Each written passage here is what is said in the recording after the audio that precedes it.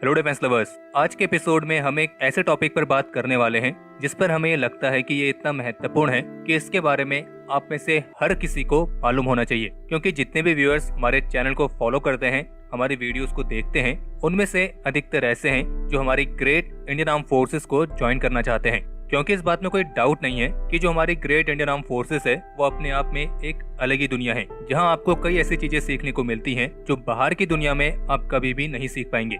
और इसीलिए इस ऑर्गेनाइजेशन का हिस्सा बनना अपने आप में ही एक बहुत बड़ी उपलब्धि है।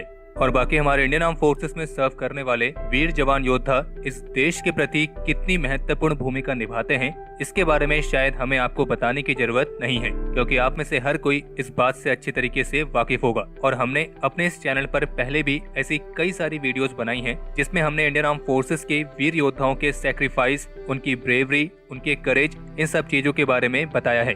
और आगे भी हम इस तरह की वीडियोस बनाते रहेंगे। लेकिन आज हम इंडियन आर्म फोर्सेस के एक ऐसे ट्रेजिक साइड के बारे में बात करने वाले हैं जिसके बारे में शायद आप में से कई लोगों को मालूम भी नहीं होगा। और वो ट्रेजिक साइड है डिसेबल्ड कैडेट्स की। आप सभी इस बात को जानते होंगे कि इंडियन आर्म फोर्सेस में एक ऑफिसर के तौर पर कमीशन होने से पहले आपको अपने सर्विस के अकॉर्डिंग भारत की अलग अलग मिलिट्री अकेडमीज में एक पर्टिकुलर टाइम पीरियड के लिए ट्रेनिंग कंप्लीट करनी होती है। और इन मिलिट्री एकेडमीज में जो ट्रेनिंग होती है वो काफी रिगरस होती है, जहाँ पे आपको एक आम इंसान से एक योद्धा बनाया जाता है। और इसके लिए भारत में कई सारी प्रेस्टिजियस मिलिट्री एकेडमीज मौजूद हैं, जैसे कि एनडीए, आईएमए, ओटीए, एएफए और आईएनए। लेकिन क्या आप जानते हैं कि एनडीए, ओटीए, आईएमए और ऐसी अन्य मिलिट्री एकेडमीज में ट्रेनिंग पीरियड के दौरान जब कोई कैडेट किसी दुर्घटना के दौरान डिसेबल हो जाता है तो फिर उसके बाद उन्हें ट्रेनिंग एकेडमी से निकाल दिया जाता है, और वो भी बिना किसी डिसेबिलिटी पेंशन के, बिना किसी एक्स सर्विसमैन स्टेटस के और बिना किसी मेडिकल कवर के। और फिर जिसके बाद उस कैडेट को अपनी पूरी जिंदगी बेड पे, वेंटिलेटर पे, व्हील चेयर पे ऐसे ही बितानी पड़ती है। क्योंकि इन एकेडमीज में जो अधिकतर कैडेट्स आते हैं वो सभी मिडिल क्लास फैमिली से बिलोंग करते हैं। और जब किसी परिवार के लड़के या लड़की के साथ ट्रेनिंग पीरियड के दौरान इस तरह का कोई हादसा हो जाता है जो उसे हमेशा के लिए डिसेबल कर देता है, तो फिर आप इस बात का अंदाजा लगा सकते हैं कि उस फैमिली पर क्या बीतती होगी। और उसके बाद जो उनके मेडिकल ट्रीटमेंट में खर्चा आता है वो अपने आप में ही उस मिडिल क्लास फैमिली के लिए एक बहुत बड़ी समस्या की तरह होता है। और ऐसे ही एक डिसेबल्ड कैडेट के बारे में हम आपको बताने जा रहे हैं, जिनका नाम है विक्रांत, जो कि राष्ट्रीय इंडियन मिलिट्री कॉलेज से पास आउट होकर 2016 में अपनी आंखों में इंडियन आर्मी के एक ऑफिसर के तौर पर इस देश की सेवा करने का सपना लिए हुए एनडीए के 137 कोर्स में शामिल हुए। और वे अपनी फौजी फैमिली के 4th जनरेशन के फौजी बनने वाले थे। और करीब 6 फीट के एक्स कैडेट विक्रांत एक good looking guy, physically strong, mentally strong और काफी ब्रिलियंट स्टूडेंट थे। और जब 2016 में वे एनडीए के 137 कोर्स में शामिल हुए तो अक्टूबर 2018 तक सब कुछ सही चल रहा था। लेकिन फिर अक्टूबर 2018 में एक ऐसा हादसा हुआ जिसने उनकी और उनके परिवार की पूरी जिंदगी को ही पलट दिया।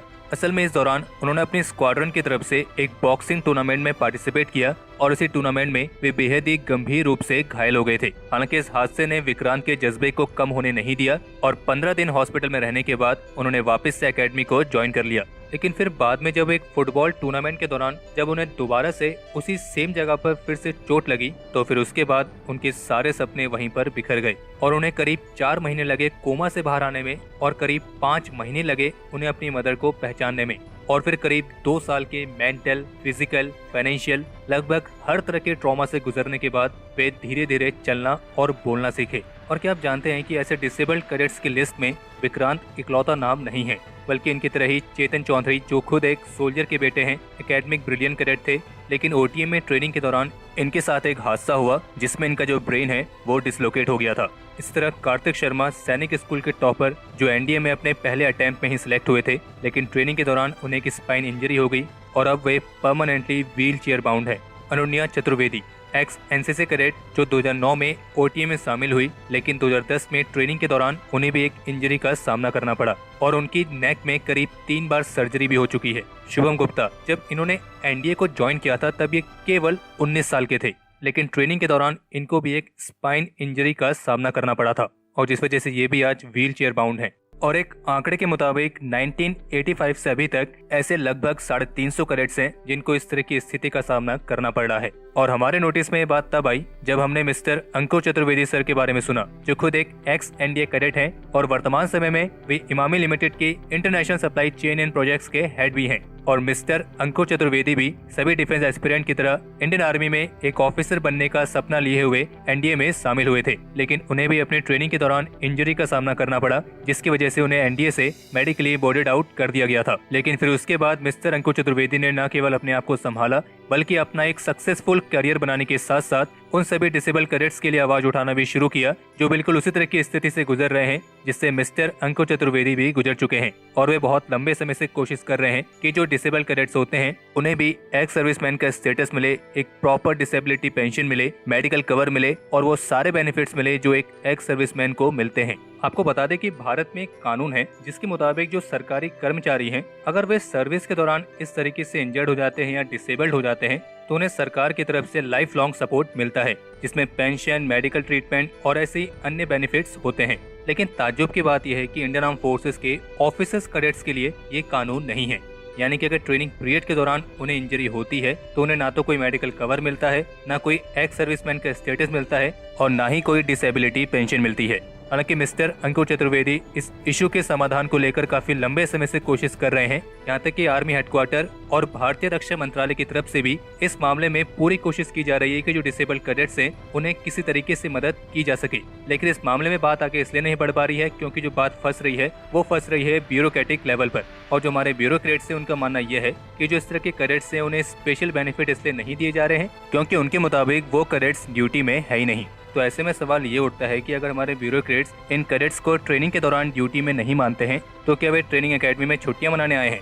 और क्या आप जानते हैं कि जो डिसेबल कैडेट्स हैं उनकी केवल यही डिमांड है कि उन्हें एक्स सर्विसमैन का स्टेटस मिले, उन्हें मिलिट्री हॉस्पिटल से एक ऑथोराइज मिलिट्री ट्रीटमेंट मिले, मेडिकल कवर मिले और डिसेबल्ड पेंशन जैसे हर एक वो बेनिफिट मिले जिस पर उनका हक है। और हमें नहीं लगता है कि अगर इन डिसेबल कैडेट्स को ये सारी सर्विस दे दी जाए तो इससे भारत की इकोनॉमी को कोई नुकसान पहुंचेगा क्योंकि इनकी संख्या बहुत ज्यादा नहीं है और ये एक बहुत ही ब्रिलियंट चाइल्ड है। क्योंकि आप सभी इस बात को जानते होंगे कि इंडियन आर्म फोर्सेस में अगर आपको ऑफिसर बनना है तो आपको एसएसबी इंटरव्यू जैसे सिलेक्शन प्रोसीजर को क्लियर करना ही होगा। और एसएसबी इंटरव्यू का प्रोसीजर कैसा है इसका अंदाजा आप इसी बात से लगा सकते हैं कि हर कोई इस इंटरव्यू को क्रैक नहीं कर सकता है, केवल वही कर सकता है जिसके अंदर वाकई में एक ऑफिसर बनने की काबिलियत हो। और इसलिए जो कैडेट्स ट्रेनिंग एकेडमी तक पहुंचे हैं तो वो सिर्फ इसलिए पहुंचे हैं क्योंकि उनमें कुछ बात है। और ऐसे में जो कैडेट्स ट्रेनिंग के दौरान डिसेबल हो जाते हैं तो उनको भी इस जिंदगी में दूसरा चांस मिलने का पूरा हक है। और ये तभी हो सकता है जब इस पर भारत सरकार की तरफ से एक प्रॉपर पॉलिसी बनाई जाए। और इसलिए हम चाहते हैं कि आप इस वीडियो को ट्विटर पर जाकर #डिसेबल्ड कैडेट्स और #डिसेबल्ड ऑफिसर ट्रेनीज के साथ शेयर करें क्योंकि ये एक ऐसा इशू है जिस पर एक्शन होना जरूरी है। और आप जितना ज्यादा शेयर करेंगे उससे उतनी ही ज्यादा संभावना बनेगी कि ये इशू टॉप अथॉरिटीज तक जल्दी पहुंचे ताकि वो उस पर कोई एक्शन लें।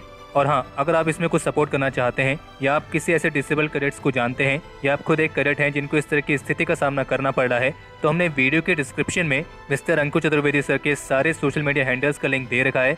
आप वहां पर उन्हें डायरेक्टली कांटेक्ट कर सकते हैं, वो आपको इसके रिगार्डिंग एक प्रॉपर गाइडेंस प्रोवाइड करेंगे। और बाकी इस वीडियो को ट्विटर पर #डिसेबल्ड कैडेट्स और #डिसेबल्ड ऑफिसर ट्रेनीज के साथ शेयर करना ना भूलें।